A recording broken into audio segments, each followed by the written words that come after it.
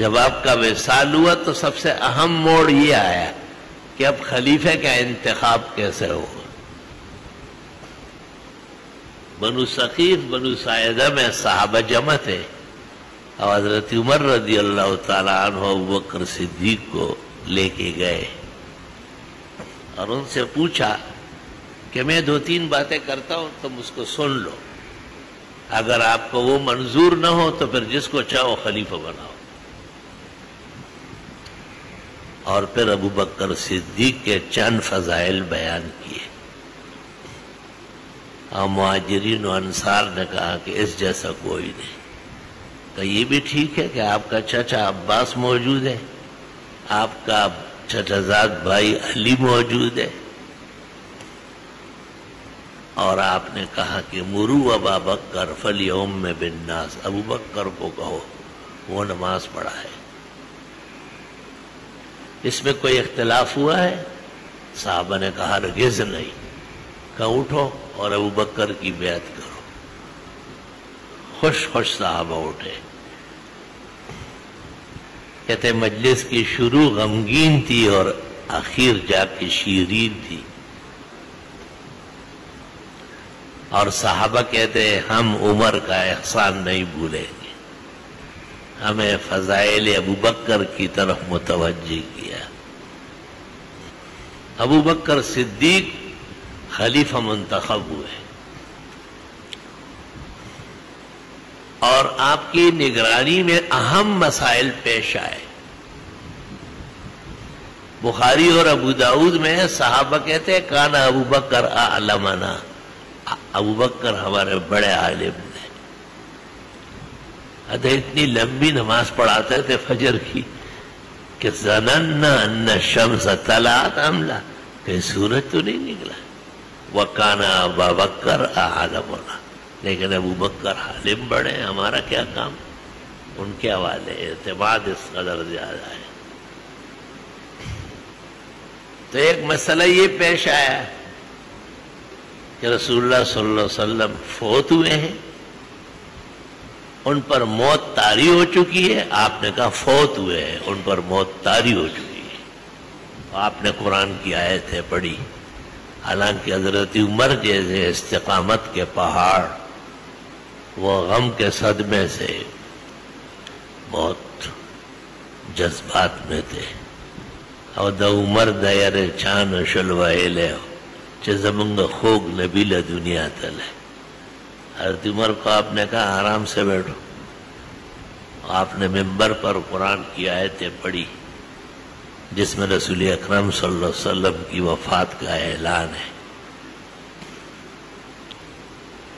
یہ جنجال بھی ختم ہو گیا اور اس پر اجماع منعقد ہو گیا کہ انبیاء علیہ السلام من حیث البشر دنیا سے تشریف لے جاتے ہیں، اور من حیث النبوت والولایت وہ برزخ میں ہمیشہ کے لیے کامل و اکمل زندگی سے حیات ہوتے ہیں۔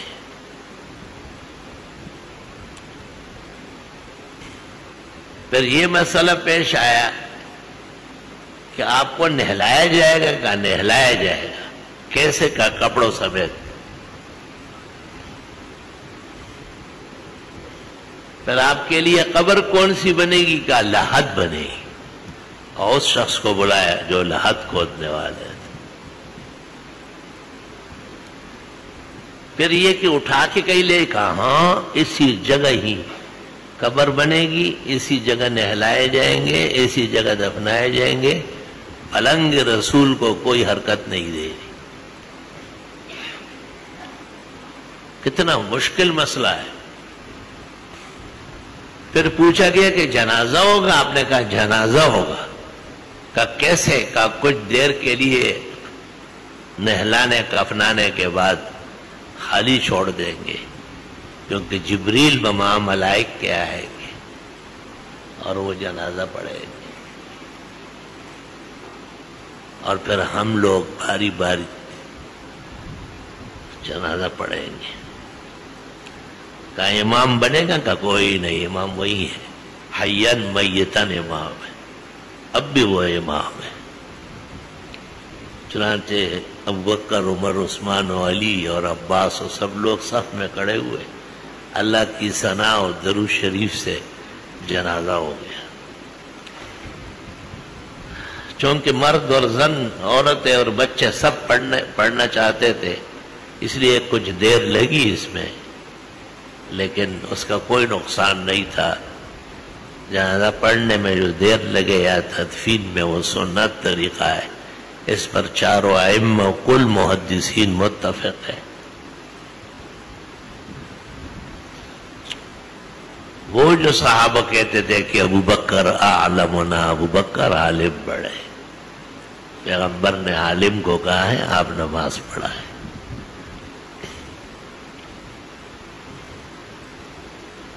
خلیفہ منتخب ہوئے اور 3 کام خطرناک قسم کے سامنے آئے۔ ایک جیش اسامہ کو آپ نے شمال مصر کے لیے ترتیب دیا تھا، اور اسامہ کم سن تھے، آپ کی ان سے بڑی محبت تھی اور آپ خوش ہوتے تھے کہ یہ جیت کے آئے گا۔ وفات کے ساتھ صحابہ کو فکر ہوئی کہ کہیں یہ معجزہ حیات تک نہ ہو۔ ابوبکر صدیق سے پوچھا، آپ نے کہا پیغمبر کا مقرر کردہ کمانڈر ان چیف کون پیچھے کرے گا؟ اور اسامہ کو کہا تقدم یا حبیبی سینصرک اللہ تعالی، آپ لشکر لے کے روانہ ہو جائے، بامراد ہو کے واپس آؤ گے۔ وہی ہوا۔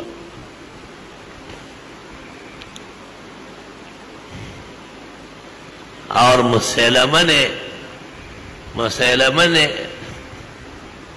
نبوت کاذبہ کا دعویٰ کیا تھا، اب پیغمبر کو خط لکھا تھا کہ ہموار زمین میں آپ کام کرے اور پہاڑ میرے حوالے کرے۔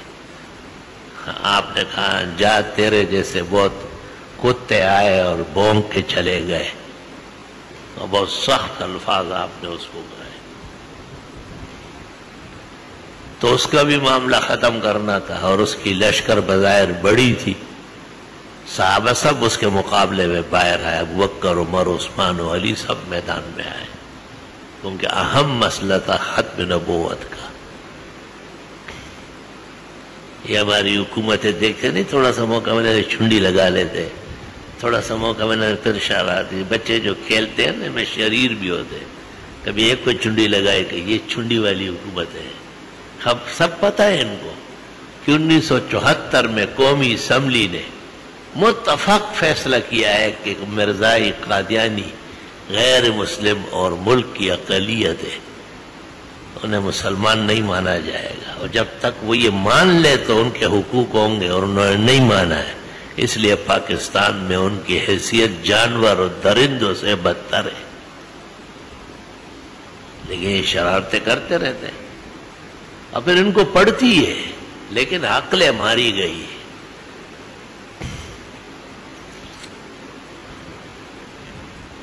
اس کے مقابلے میں بھی صحابہ گئے اور اس کو قتل کرا کے آ گئے۔ ایک جماعت ایسی پیدا ہوئی تھی جو کہتے تھے کہ یہ جو زکوٰۃ ہے یہ نبی کے زمانے تک دی جاتی تھی، نبی کے وصال کے بعد کسی اور کو زکوٰۃ لینے کا حق نہیں ہے۔ بعض بڑے صحابہ عمر جیسے لوگوں نے کہا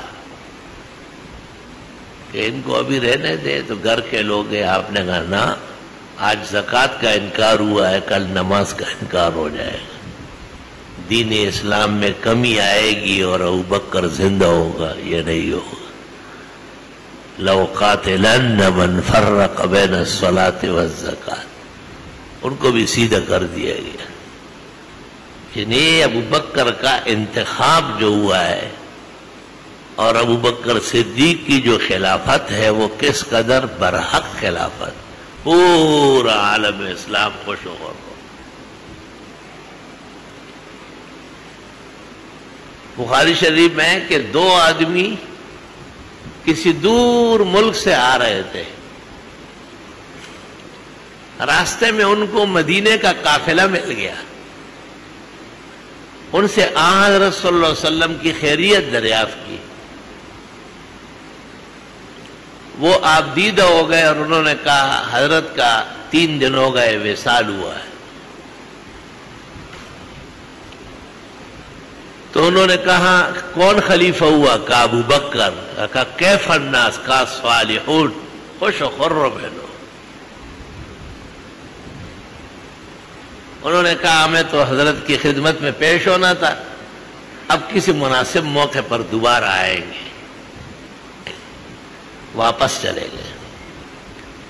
قافلے نے واپسی پر مدینہ منورہ میں حضرت ابو بکر کو کہا، آپ نے کہا لے آتے انہیں، ہمیں بھی بہت خوشی ہوتی. دیکھو ہر جگہ یہ خبریں تھی کہ والناس صالحون، لوگ خیر خیریت سے.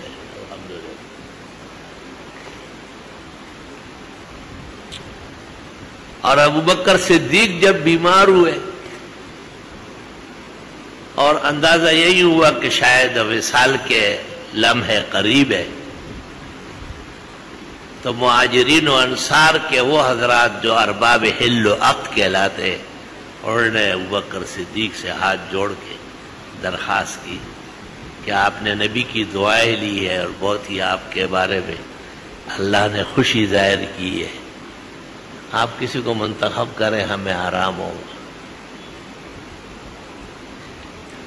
آپ نے حضرت عمر کا انتخاب کیا، یہ ٹھیک رہے گا. اور حضرت عمر کو ڈانٹ دیتے ہوئے کہا کہ میں نے اس کا ظاہر دیکھا ہے، پیغمبر کے دور سے لے کے اب تک یہ شریعت کے 100% مطابق ہوتے ہیں. اگر کوئی دوسری بات پیش آئی فَسَيَعْلَمُ الَّذِينَ ظَلَمُوا أَيَّ مُنْقَلَبٍ يَنْقَلِبُونَ. لوگوں میں تبدیلی آتی ہے نا، تبدیلی آ گئی، تبدیلی آ گئی. جو کچھ کہا ہو اس سے واپسی ہو رہی. تماشا بنا ہوا.